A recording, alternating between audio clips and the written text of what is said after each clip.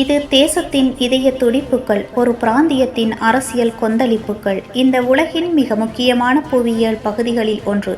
Israel மற்றும் பலஸ்தீனத்தின் கடந்த 24 மணி நேர நிகழ்வுகளின் விரிவான தொகுப்பை இப்போது காண்போம். ஒவ்வொரு நிகழ்வும் ஒரு புதிய கதையை சொல்கின்றது. ஒவ்வொரு கதையும் ஒரு சிக்கலான வரலாற்றின் பிரதிபலிப்பாக இருக்கின்றது. காசாவில் போர் நிறுத்த நடைமுறை சிக்கல்கள். மனிதாபிமான உதவிகள் நிறுத்தம். கடந்த 24 மணி நேரத்தில் இஸ்ரேல் மற்றும் பலஸ்தீனம் இடையே நடைமுறைப்படுத்தப்பட்டு வரும் போர் நிறுத்த ஒப்பந்தத்தில் புதிய சிக்கல்கள் ஏற்பட்டுள்ளன. காசாவிற்கு நிவாரணப் பொருட்களை கொண்டு செல்லும் விவகாரத்தில் இரு தரப்புக்கும் இடையே கருத்து வேறுபாடுகள் அதிகரித்துள்ளன. இஸ்ரேல் காசாவுக்குள் நுழையும் நிவாரணப் பொருட்களின் சோதனையை கடுமையாக்கியுள்ளது. பாதுகாப்பு காரணங்களுக்காக இந்த சோதனை அத்தியாவசியமானது என இஸ்ரேலிய அதிகாரிகள் கூறுகின்றனர். ஆனால் இந்த கடும் சோதனைகள் மனிதாபிமான உதவிகளை தாமதப்படுத்துவதற்காகவும் மக்களின் அவசர தேவைகளை பூர்த்தி செய்ய முடியாமல் போவதாகவும் பலஸ்தீன அதிகாரிகள் கண்டனம் தெரிவித்துள்ளனர். இதன் விளைவாக ஐக்கிய நாடுகள் சபையின் சில நிவாரண ஏஜென்சிகள் தற்காலிகமாக நிவாரணப் பொருட்களை விநியோகிப்பதை நிறுத்தி வைத்துள்ளன. மனிதாபிமான பொருட்களின் விரைவான விநியோகம் அவசியம். மக்களின் வாழ்வாதாரம் இதில் தங்கியுள்ளது. இந்த சிக்கல்கள் தீர்க்கப்படாவிட்டால் காசாவில் ஒரு புதிய மனிதாபிமான நெருக்கடி உருவாகும் என ஐக்கிய நாடுகள் சபையின் மத்திய கிழக்குக்கான அமைதி தூதுவர் தெரிவித்துள்ளார். இந்த சிக்கல்கள் போர் நிறுத்தம் முழுமையாக வெற்றி பெறுமா என்ற கேள்வியை எழுப்பியுள்ளது. மேற்கு கரையில் குடியேற்றவாசிகள் மற்றும் பலஸ்தீனர்கள் மோதல். மேற்கு கரையின் தெற்கு பகுதியில் உள்ள ஹெப்ரோன் நகருக்கு அருகில் கடந்த 24 மணி நேரத்தில் புதிய மோதல்கள் ஏற்பட்டுள்ளன. இஸ்ரேலிய குடியேற்றவாசிகள் புதிய விவசாய நிலங்களை ஆக்கிரமிக்க முயன்றதாக பலஸ்தீனியர்கள் குற்றம் சாட்டியுள்ளனர். இதன் காரணமாக இரு தரப்புக்கும் இடையே கடுமையான மோதல் ஏற்பட்டுள்ளது. இந்த மோதலில் பல பலஸ்தீனியர்கள் மற்றும் இஸ்ரேலிய குடியேற்றவாசிகள் காயமடைந்துள்ளதாகவும் தகவல்கள் தெரிவிக்கின்றன. மோதலை கட்டுப்படுத்த இஸ்ரேலிய பாதுகாப்பு படையினர் தலையிட்டனர். ஆனால் பாதுகாப்பு படையினர் குடியேற்றவாசிகளுக்கு ஆதரவாகவே செயல்படுவதாக பலஸ்தீனியர்கள் குற்றம் சாட்டியுள்ளனர். இதனால் அப்பகுதியில் தொடர்ந்து பதட்டம் நீடித்து வருகின்றது. இந்த நில ஆக்கிரமிப்பு நடவடிக்கைகள் அமைதி பேச்சுவார்த்தைகளுக்கு பெரும் தடையாக உள்ளன.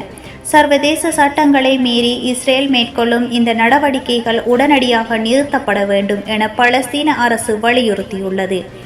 இஸ்ரேலின் அரசியல் மாற்றங்கள். புதிய அமைதி முன்மொழிவு. இஸ்ரேலின் அரசியல் களத்தில் புதிய நகர்வுகள் கடந்த 24 மணி நேரத்தில் நடந்துள்ளன. இஸ்ரேலின் முன்னாள் பாதுகாப்பு அமைச்சர் புதிய அமைதி பேச்சுவார்த்தைகள் குறித்த ஒரு விரிவான முன்மொழிவை வைத்துள்ளார். இஸ்ரேல் மற்றும் பலஸ்தீனத்துக்கு இடையே ஒரு நிரந்தரமான மற்றும் நீண்டகால அமைதியை ஏற்படுத்துவதே இந்த முன்மொழிவின் நோக்கம் என அவர் தெரிவித்துள்ளார். இந்த முன்மொழிவின் பலஸ்தீனத்துக்கான ஒரு சுதந்திரமான அரசு, பொருளாதார ஒத்துழைப்பு மற்றும் பாதுகாப்பு தொடர்பான உடன்படிக்கைகள் போன்ற அம்சங்கள் உள்ளடக்கப்பட்டுள்ளன. இந்த முன்மொழிவு ஆளும் கூட்டணிக்குள் பெரும் விவாதங்களை உருவாக்கியுள்ளது. பிரதமர் நெத்தன்யாகுவின் ஆளும் கட்சி இந்த முன்மொழிவிற்கு இதுவரை எந்த பதிலும் அளிக்கவில்லை. ஆனால் வலதுசாரி கட்சிகள் இந்த முன்மொழிவிற்கு கடும் எதிர்ப்பு தெரிவித்துள்ளன. அமைதிக்கான வாய்ப்புகளை நாம் ஒருபோதும் புறக்கணிக்க கூடாது. ஒரு தைரியமான முடிவுதான் இந்த பிராந்தியத்துக்கு தேவை என பென்னி கான்ஸ் தனது உரையில் தெரிவித்துள்ளார். இந்த முன்மொழிவு இஸ்ரேலின் எதிர்கால அரசியலையும் அதன் வெளியுறவு கொள்கைகளையும் மாற்றியமைக்கக்கூடும் என அரசியல் ஆய்வாளர்கள் கருத்து தெரிவித்துள்ளனர். மத்தியஸ்த நாடுகள் முயற்சி. நம்பிக்கை மீட்டெடுக்கும் போராட்டம். கத்தார், எகிப்து மற்றும் ஐக்கிய நாடுகள் சபையின் மத்தியஸ்தத்தில் இஸ்ரேல் மற்றும் பலஸ்தீன தலைவர்களை மீண்டும் பேச்சுவார்த்தை மேசைக்கு கொண்டு வர தீவிர முயற்சிகள் மேற்கொண்டு வருகின்றனர். இரு தரப்புக்கும் இடையே உள்ள நம்பிக்கையின்மைதான் போர் நிறுத்த ஒப்பந்தத்தின் நடைமுறைக்கு பெரும் தடையாக உள்ளது என அவர்கள் கருதுகின்றனர். கத்தார் வெளியுறவுத்துறை அமைச்சர் இரு தரப்பினருடனும் தொடர்ந்து தொடர்பில் இருப்பதாகவும் விரைவில் இரு தலைவர்களையும் நேரில் சந்தித்து பேச இருப்பதாகவும் தெரிவித்துள்ளார். அதேபோல் எகிப்தின் உளவுத்துறை தலைவர் இஸ்ரேலிய பாதுகாப்பு அதிகாரிகள் மற்றும் பலஸ்தீன அதிகாரிகளுடன் இரகசிய சந்திப்புகளை நடத்தியுள்ளனர். இந்த சந்திப்புகளின் முக்கிய நோக்கம் காசாவிற்கான நிவாரண உதவிகள் தடையின்றி கிடைப்பதை உறுதி செய்வது மற்றும் மேற்கு கரையில் நிலவும் பதட்டத்தை குறைப்பதும் ஆகும். இந்த இரு தரப்புக்கும் இடையே நம்பிக்கையை மீட்டெடுப்பது ஒரு நீண்டகால போராட்டம்.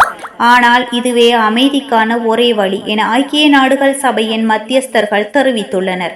சமூக ஊடகங்கள் மற்றும் மக்கள் உணர்வுகள். கடந்த 24 மணி நேரத்தில் இஸ்ரேல் மற்றும் பலஸ்தீனத்தின் சமூக ஊடகங்களில் பல விவாதங்கள் நடந்துள்ளன. காசா ரிலீஃப். காசாவில் மனிதாபிமான உதவிகள் தாமதமாவதை எதிர்த்து பலஸ்தீனியர்கள் சமூக ஊடகங்களில் காசா ரிலீஃப் என்ற ஹேஷ்டேக்கை உருவாக்கி பிரச்சாரம் செய்து வருகின்றனர். Piece proposal. பொன்னி காட்ஸின் அமைதி முன்மொழிவு இஸ்ரேலிய சமூக ஊடகங்களில் பெரும் விவாதத்தை ஏற்படுத்தியுள்ளது. ஆதரவு மற்றும் எதிர்ப்பு கருத்துக்கள் குவிந்து வருகின்றன. இளைஞர்களின் கவலைகள். இரு தரப்பிலும் உள்ள இளைஞர்கள் தங்களின் எதிர்காலம் குறித்த கவலைகளை வெளிப்படுத்தி வருகின்றனர். இந்த மோதல்கள் தங்கள் வாழ்க்கையை பாதிப்பதாகவும் அமைதி அத்தியாவசியமானது எனவும் அவர்கள் குறிப்பிட்டுள்ளனர். இந்த விரிவான செய்தி தொகுப்பு இஸ்ரேல் மற்றும் பலஸ்தீனத்தில் நிலவும் சிக்கலான சூழ்நிலையின் ஒரு பிரதிபலிப்பாகும். போர் நிறுத்தம் அறிவிக்கப்பட்டாலும் அரசியல் சவால்களும் மனிதாபிமான நெருக்கடிகளும் நில தகராறுகளும் தொடர்ந்து கொண்டிருக்கின்றன. அமைதிக்கான பாதை எளிதானதல்ல. அது பல தடைகளையும் நம்பிக்கையின்மையையும் கடந்து செல்ல வேண்டும். இந்த பிராந்தியத்தின் அமைதி ஒரு தொலைதூர கனவாகவே இருக்குமா அல்லது ஒரு புதிய விடியல் பிறக்குமா? இந்த கேள்விகளுடன் இன்றைய செய்திகளின் தொகுப்பை நிறைவு செய்கின்றோம். நன்றி.